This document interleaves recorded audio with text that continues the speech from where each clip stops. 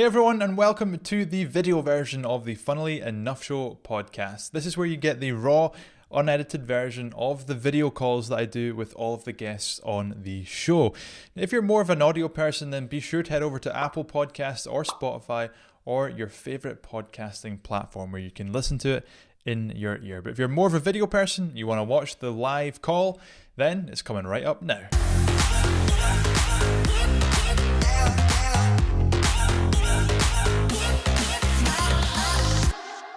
Rob and Kennedy, welcome to the Funnily Enough Show. How are you both this Friday morning? I'm delighted. It's so nice to be here. Thanks for having us, mate. Yeah. It's an absolute pleasure. I feel like we didn't know each other until like this year. And, I feel like friendship. Yeah, we've now met each other like 3 or 4 times in the space of a few months, and it's been great getting to know you guys. So I had to get you on the show. Well, yeah, it's been great getting to know you as well. I can't speak. What's happening? Yes, it's Friday. This will be going out on a Tuesday, but it's Friday morning for those listening when we're recording. So I think that's totally understandable. So I'm going to jump in then to the super serious questions first, and we'll see how you can answer those. So I did this with Andrew and Pete. Normally I ask a question here, but I'm going to ask you 3 questions because we've got 2 of you. So the first one is, what's the funniest thing that's happened in your office? The funniest thing. Do you have any funny stories or pranks that have been played? Or talk about in a public forum? What you mean in the history of the business ever? Oh, I mean, it'd be hard to come up with the funniest thing that's happened this morning. The honest truth is, we have so much fun in the office. We do, and just laugh all of the time. Yeah, I think one of the funniest things that I remember is we were interviewing for a second member of staff, and sitting behind us while we're interviewing. So we're sitting, and the person who we're interviewing is sitting opposite us. So Rob and I are here. Rob and I are sitting together, and the person's opposite us. And behind that person is Colin, who's our developer here at Response Suite, right? And he's there. Who's now looking around. He's now looking around and going, me? Oh, I'm getting I'm on the podcast. I'm on the podcast now. And we asked this question. I can't remember what the question was, but the person just had this stupid answer during the interview. And Rob and I are trying to really keep our stuff together, like really trying not to we're trying to be professional. It's hard when you look like this. Yeah, it's very tricky. But while we're looking at the person just behind them, just out of focus, we could see Colin's shoulders going up and down while he was losing it. So meanwhile, we're trying to keep it really professional-ish. Although one of our interview questions is, if you were a biscuit, what would you be? So when I say, if we're being professional, that's a level. So that was pretty funny. Yeah, that is one of the funniest things that's ever happened for sure. Because we just laughed. Distracting. And because we're really proud of the culture that we're building here, and so some of the other things that have happened in the office that are hilarious are not safe to share on a podcast.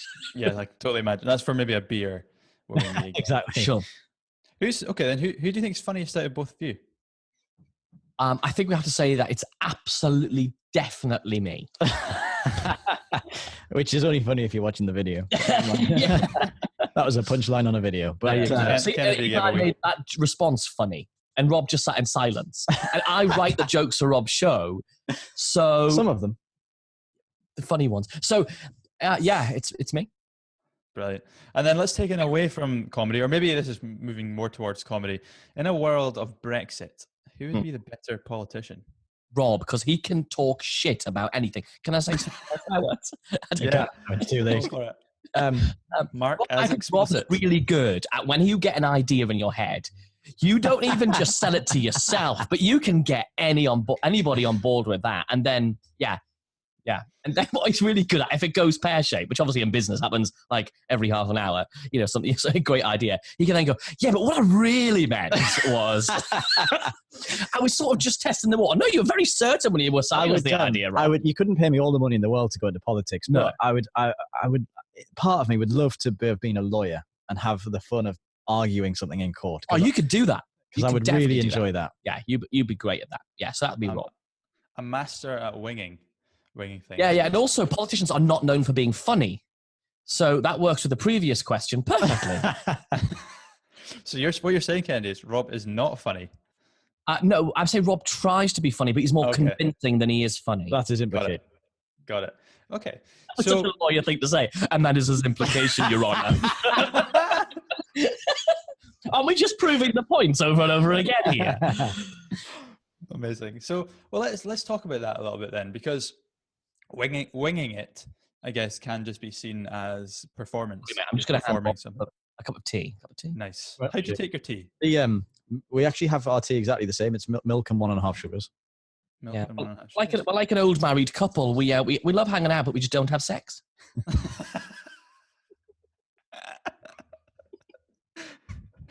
Brilliant. I know I can't really add a comment to that because I have no experience in that realm. Are you going to start recording this in a minute? Well, that's my humour you're taking. Like we say, this is the final recording of this season, so we can do and say whatever we want on this. But it's podcast. not the final episode that's going to go out, so please do tune in to the next one. Yes, tune in next week, please. Yeah, please. This is not the last thing you'll hear. Or maybe it should be. Maybe we should put this one out on like Christmas Eve. Oh yeah, it's the season finale. The season finale of Nothing Actually Happened Here. Yeah. Funnily enough, this went down the drain. Well, let's talk. There's a few nice inroads there. Performance, as in an old couple not performing with each other.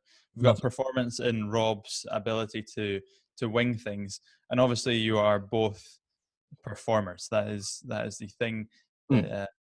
Would you say it's the thing that you're both most known for, as opposed to the business side? I would say it's the thing we've built a brand in for the longest amount of time. So it's been 17 to 18 years for us doing that. It's really funny. We were talking about this yesterday. We were talking about how Rob's on tour with his hypnosis show, his comedy hypnosis show up and down the UK. Right. And people come to him after the show. I'm sure I'm okay sharing this. Am I okay? Is that okay if I say that? Yeah. And they go, "Oh, it's lovely how your software business job pays for this lovely hobby you've got as a hypnotist." And people say the same thing to me, because we were talking this yesterday. We were going for lunch, weren't we? We're going to get a pasty from Greg's. And people say the same to me at corporate gigs. I'm doing the comedy mind reading show at corporate events and dinners and stuff. And they say, "Oh, it's really nice. You've got this. So what's your job? And you've got this software business, and that's good. And Do you do okay at this? Do you do okay at this?" If only they knew that the stuff they think is our hobby is the thing that actually pays and funds a software business. Like, it's the exact opposite of what you think. So, yeah, I don't even know. What was your question? Did you have a question? I mean, hypnosis and mind reading, performing is the thing that we are probably best at still. Like, we're still learning our way with this running a software business thing. Yeah. It's definitely the thing we're best at and we've done the longest, for sure. Yeah, that's really interesting to me, that whole perception. Like, people think that you probably just sit on your laptops during the day, which allows you to then go out at night and do your passion, your hobby. Your passion. Yeah. So performance is something that I am fascinated by, because obviously, having done public speaking for a few years now, one of the areas that I found I was not very good at was the performance aspect of a talk. And so it was almost like this, for me personally, it was like this inability to let go of, I guess, what people think if I was to Divisions and the perception. down. First of all, let me just tell you that's not true at all, because we've seen you present a number of times and you're bloody brilliant at it. And I think you're really natural at it. And that's something that, if anybody hasn't seen you speak, then they absolutely need to do that. I think you're really natural at it, which I'm jealous of, because I don't know about you, Rob, but I'm not naturally good at that. I've become good at it by being terrible at it for years. And I'm only 100%. any good at all because I'm not any good now. I'm just less crap.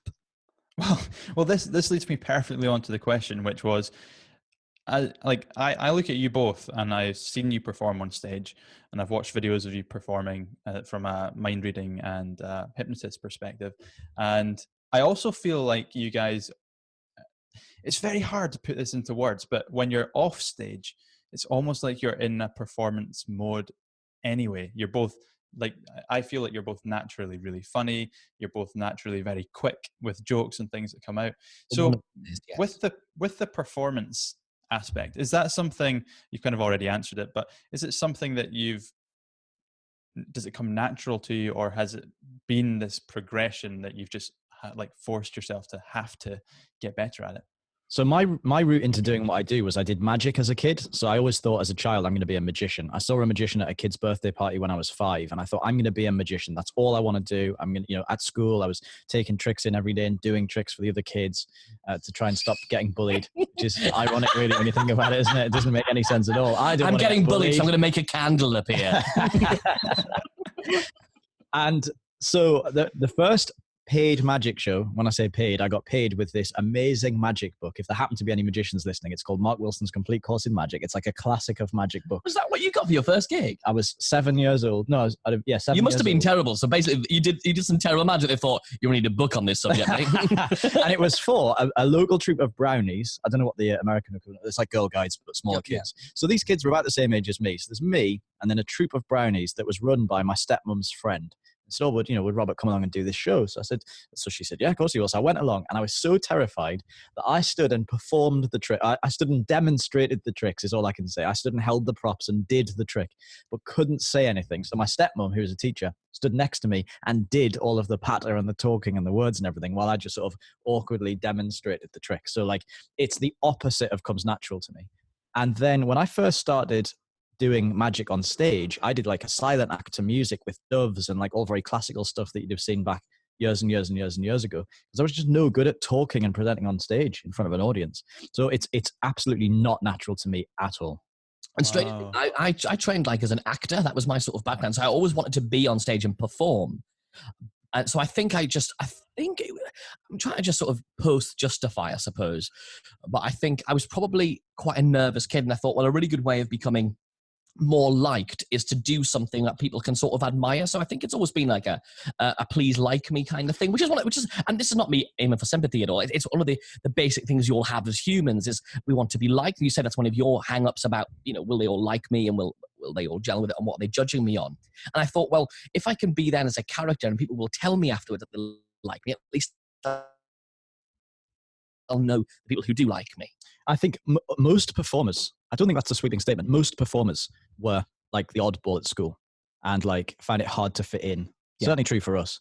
Found it hard to fit in and didn't quite feel like you had a place and were just a bit weird. And that's not something that changes though. No. It's, we live in a world now where we all talk about, we're all much more free and open about talking about our mental health and how we feel about stuff. And, I still feel like the oddest person in the room. Everywhere, because I'm more comfortable performing than I am standing socializing. I really am. That's interesting. Okay, so what do you find about performing? What makes performing more comfortable for you than socializing? I find it quite difficult to understand the role, the hierarchy within a situation. This is all getting very deep, isn't it? Isn't it weird? So if I'm on stage, I'm in control. I know what's going to happen. I've planned it. And I know that everyone has to listen to me and I can ask them questions and they'll respond. Or in a social situation, I'm a bit more like, whose turn is it to talk now? Like, I think I overthink everything. I would say that's my main downfall, don't I? I mean, I really, 100%. Like, I overthink absolutely everything. And to a negative point, though. I don't mean like, oh, I do overthink things, though. No, I mean like I really go, and I worry about things a lot. I'm a constant worrier. So I think that's when I'm having in that social interaction, you're like, whereas like Rob, you're pretty chill. You're not thinking about, are people judging me? Whereas I'm more thinking, oh, what are people judging me when I'm in a social situation? Whereas on stage, I'm like, yeah, they're judging me and I'm fabulous and I'm okay with that, or whatever. I think one of the things, so we both do like local business networking here in Newcastle. You've done it for longer than me, a lot longer than me. And I started doing it. I tried it 15 years ago and hated it. And then started again a couple of years ago as part of Response Suite and really enjoy it now. But I have to say, if we go into a room of people, you're much better at going up to a group of people. And we've all been at events where somebody will come and awkwardly join your group and they're perfectly welcome, but they'll just sort of stand quietly and wait until somebody says, oh, hi, what do you do? You're the opposite of that. You're able to just barge into a group of people without being a dick or being rude about it and say, hi, hello, nice to meet you. I'm Kennedy. What do you guys do? And just be off. And I'm not very good at that. I'm more the sort of awkward loiterer, unless... Or you'll do a one-to-one at like the coffee table, won't you? You're very good at the one-to-one thing. Yeah. Whereas I find that like I end up talking about the bloody weather. Oh, isn't it lovely out? What do you do? Oh, how do you have your coffee? Yes. How nice. Do you want to be on my podcast? The usual. Exactly. And I think we do have an interesting dynamic, which is during the day. But I think in order to make that work, this is my point. In order to make that work, I think I don't know about you, I go into performer mode in that networking environment and in that socializing environment. Like, for example, when we were hanging out at Marketed Live and all those other places, that's how I have to be. I have to be in performance mode all the time. And I think our character on stage, because you are effectively, there's an old adage that magicians use, which is a magician is an actor playing the part of a magician. I think that's true for a hypnotist or a mind reader. And I think our character is just an exaggerated version of who we are and who we would really like to be. For me, absolutely is. Yeah. Oh, there's so much I want to like unpick here, because if I think about us as meeting you guys in a social situation, there's no part of me that ever thinks that either of you might feel a little bit awkward. There's like I look at you guys and I think, wow, they're so confident in their ability to have conversations with anyone and be. I don't want to use the term like main conversation starter at a table, but like you kind of are, like you're almost, like genuinely, which is why I've been asking the questions around performance, which ties into what Rob just said, when you're always in performance mode. Because is there a part for, I'm going to go even further back. So Kennedy, what you're saying about being on stage and almost knowing where you stand in a room, it's exactly how I feel when I'm speaking at an event. I find it so much easier to go and speak to people after I've been on stage, as opposed to if I haven't been on stage at an event. And I think it's because of this hierarchy thing. I have no idea. But the performance thing is really interesting to me, because I feel like sometimes I have to like amp myself up to go and perform in a networking scenario. So do you both have to do that? And if you do, how do you do it? How are you conscious that you need to amp yourself up and go into that?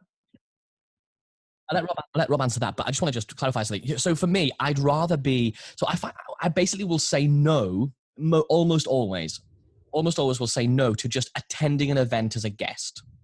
Even if it's a really big event and we're being offered complimentary tickets, which obviously, as we know, happens to us, which is very, very kind of people. And I almost always say no to those unless I'm getting to speak. And it's not because people will often perceive that as you only want to be here if you can like pitch at the room or whatever. No, actually, because exactly what you've just said, which for me is, if I've spoken on stage or I'm listed in the brochure and people have a way of starting a conversation with me, then I'm much happier and much more confident in the networking bit.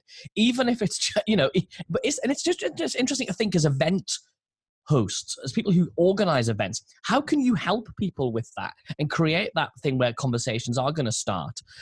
Whereas if I'm not going to be speaking and people don't have a reason to come and talk to me, and I have to sort of do that whole like awkward thing, I find that really, really, I find it, I get so anxious about it, I would just rather say no. Right. Mm-hmm. Yeah, that makes sense. I mean, we've been friends for 18 years, I think, something like that, 18, 19 years. And so we've talked about this sort of stuff a lot. And along the way, because we appear to be quite similar, I think, to the general public. We appear to be quite similar in tastes and personality and stuff. We're actually very different people once you peel back the layers, but get on very well.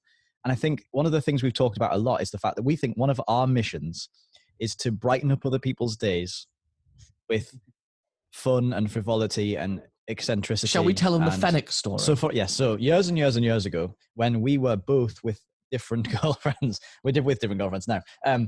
You were with your ex-girlfriend, I was with my ex-girlfriend. And we were going to this big black tie dinner thing in Newcastle. And I lived in South Yorkshire at the time, 2 hours south. And I'd driven up a few days early. And my girlfriend at the time was coming up to attend this dinner. And she sent me a message saying, could you pop to Fenwick's and buy me a black handbag? I've forgotten my handbag. It needs to be black handbag. So I said, great. Me and him, looking the way that we do, wandering around Fenwick's to buy a handbag. Loving it. So I went into Fenwick's, the department store in town. There's a few of them across the country. And sure enough, we're wandering around and I found a couple of bags and me and him stood comparing. And we feed off each other's energy as well, because we find each other more hilarious than we ever are. Right. So I found this bag and I said, that'll do, won't it? It's a black handbag. Black, isn't it? Yeah. So we went to the checkout and I popped the handbag on the counter and there was a very bored looking shop assistant behind the counter. Really, really just pissed off with life. Didn't want to be there. Didn't enjoy her job. So she stood there and she said, did you find everything you were looking for today? I said, yes, thank you. So she's, scans the barcode and whatever you have to do. She said that'll be £65, please. So, okay, thank you very much. I took my card out and put it in the machine. Check the amount and enter your PIN. Check the amount, enter the PIN. Payment went through, lovely. She gets a bag, puts it in the bag. Receipt all right in the bag? I said, yes, it's fine. Not a smile, not an eyebrow raise, nothing. Just getting on with it. So she puts the receipt in the bag and she thrusts the bag at me, this carrier bag, and she says the words, "There you go, have a nice day."